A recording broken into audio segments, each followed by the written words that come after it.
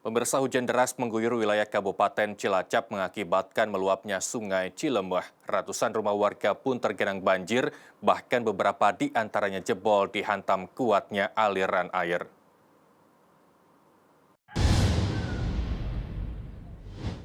Banjir bandang terjadi di Desa Padang Jaya, Desa Cilopadang, dan Desa Padang Sari, di mana dampak paling parah terjadi di Dusun Benda, Desa Cilopadang.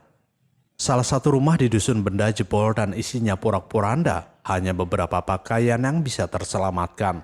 Salah seorang warga mengatakan, luapan sungai terjadi secara tiba-tiba, sehingga dirinya tidak sempat menyelamatkan perabot rumah tangga.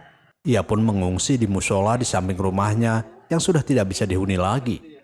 Habis maghrib, air datang kenceng banget dari situ, jadi nggak bisa, barang-barang nggak bisa diselamatin lah.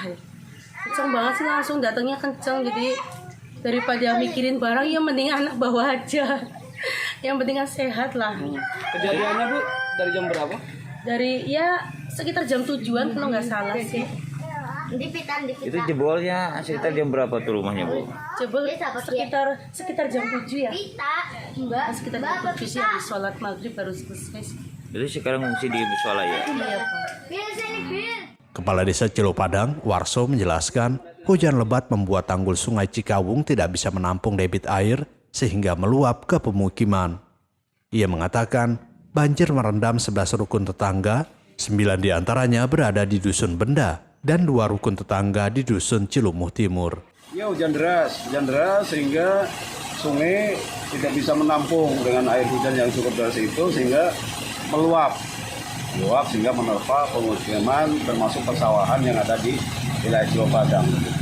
Sementara itu, Basarnas Distrik Majenang menerjunkan 1 unit truk damkar untuk membersihkan lumpur di area masjid, mengingat masjid tersebut akan digunakan selama bulan Ramadan.